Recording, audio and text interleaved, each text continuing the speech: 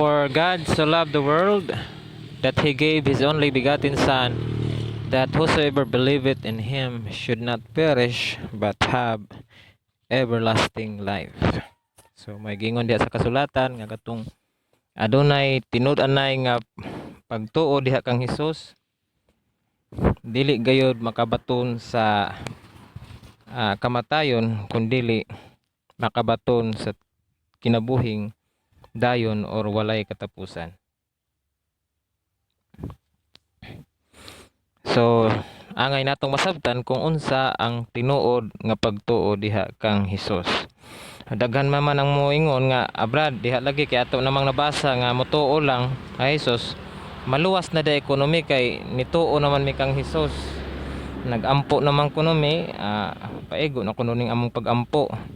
So daghan karon ang nasaag ni ana nga pagtuo nga di na daw kuno gi-require nila nga mopakita pa sila buhat.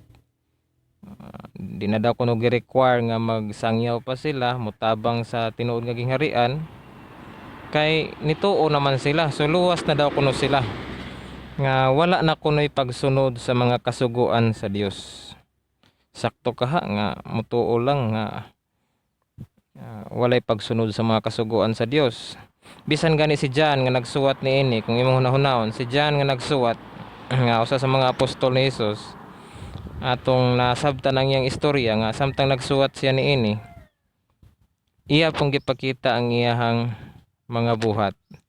Gisunod pod niya ang mga requirements nga gisulti ni Hesus sa iyaha. So angay natong sundogod si John, dili kay maghimo-himo ta og atong kaugalingon nga ideya kay diha na pud ta masipyat. Verse 17 sa James chapter 2 mingon diri, even so faith if hath not works is dead being alone.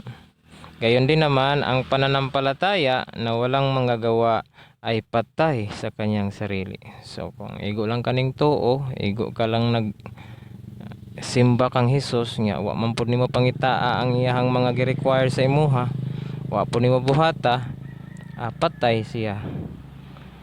So dili paigo ang atong pananampalataya or dili paigo ang atong pagtuo pagsigig inampo kung wala nato gisunod ang iyahang kabubuton karon. So that is why si Jesus Christ dito sa iyahang gisulti atong pamation si Hesus kung igo na ba nga magampo ta. Kasagaran karon mutawag lang daw kuno sa Dios, maluwas na. Mateo 7:21, atong konsultahon si Hesus kay siya may nasayod sa tanang butang. Ug paigo ba nga magsige lang tagtawag niya. Not everyone that saith unto me, Lord, Lord, shall enter into the kingdom of heaven, but he that doeth the will of my Father which is in heaven.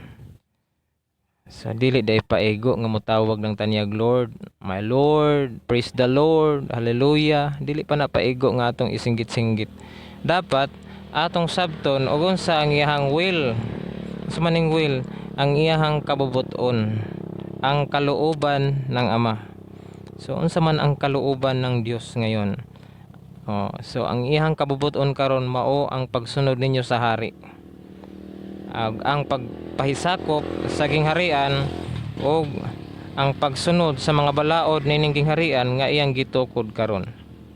Atong gipahibalo sa tanang katawhan nga doon na hari nga gipadala ang Dios karon. Mao inyong Lord Rene Turlaw.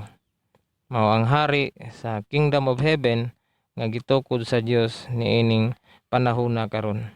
Mao kani ang ihang kabubuton. Karon kung magsika lang dihag tawag sa Dios, magsika lag ampo, magsika lag singgit og praise the Lord, unya wa nimo sunda diri ang iyang hari, wa nimo sunda ang iyang kalooban. That is why diri sa Tagalog, hindi ang bawat nagsasabi sa akin, Panginoon, Panginoon, ay papasok sa kaharian ng langit, kundi ang gumaganap ng kalooban ng aking Ama na nasa langit. So daghan magiuban nga mo pugos gyud kay Brad, igo na lagi ning among relihiyon Brad, di na lang mi mosunod nimo kay naghimo naman mi dirig mga milagro Brad, kanang diri gani tag-as kay mig mga pagampo unya kanana ang naghimo mig mga milagro, gipangpalayas namo ang mga demonyo sa ngalan ni Hesus. Unya daghan mi gitambalan. Unya kung magpasting mi brad, perting dugaya. Grabe kay mi magpasting, tag sa kabuan, tag tulo ka buwan, way kaon-kaon. Luwas na siguro mi ani brad. Atong basahon ang verse 22 kung paigo na ba ng paghimo ninyong mga katingalahan. Many will say to me in that day, Lord, Lord, have we not prophesied in thy name? And in thy name have cast out devils, and in thy name done many wonderful works. Marami ang magsasabi sa akin sa araw na yaon, Panginoon, Panginoon, hindi baga nagsipanghula kami sa iyong pangalan, at sa pangalan mo'y nangagpalayas kami ng mga demonyo? At sa pangalan mo'y nagsigawa kami ng mga maraming gawang makapangyarihan. So, nigamit di sila sa ngalan ni Jesus Christ. Pero paego na ba ng ilang paghimo og mga milagro? Nga, dili sila mosunod sa hari karon. And then will I profess unto them, I never knew you. Depart from me, ye that work iniquity. Oy, lain man di ay ang pagtagad ni Hesus sa ilaha. Atong basahon ang Tagalog para maklaro. At kung magkagayoy, ipapahayag ko sa kanila, kailan may hindi kayo nangakilala.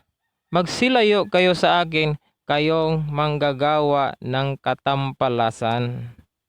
Hindi kayo kilala. Wa man day mo mailhin ni Hesus. Kung bisan pagkapila mo magsinggit-singgit sa iyang pangalan diha, magbuhat og mga milagro sa iyang ngalan, unya wa ninyo sunda ang iyang kabubuton, ang hari dire gipasagdan lang ninyo, ang iyang gingharian wala ninyo pangitaa, wala gihapoy gamit ang inyong pagsimba.